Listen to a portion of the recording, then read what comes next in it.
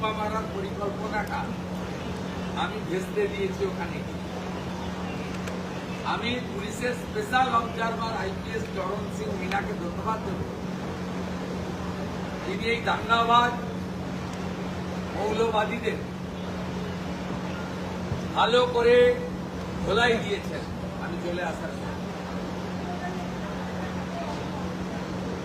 গুন্ডাদের কিভাবে দমন করতে হয় জনগণ দেখিয়েছে, বিজেপি কর্মীরা দেখিয়েছে এবং আমিও চেষ্টা করি,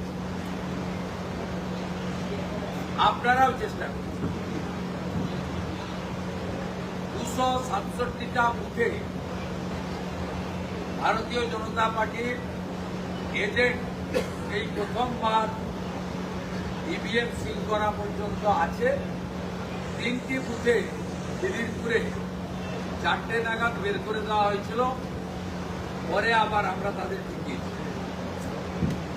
96টা বিজেপির ক্যাম্প হয়েছে ইলেকশন কমিশনের নির্দেশ মেনে। সেখানে 4 জন মানে 2 জন করে রিলিভার তারা বসেছে ভোটারদের সহযোগিতা করার জন্য। লক্ষণীয় বিষয় হল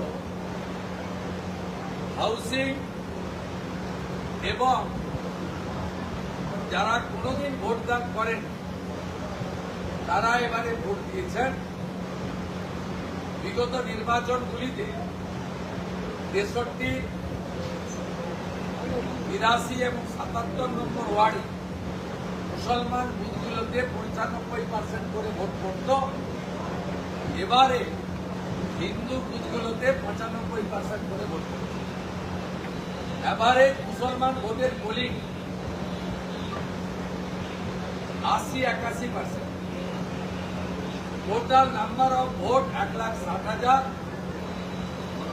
শেষ খবর পাওয়া পর্যন্ত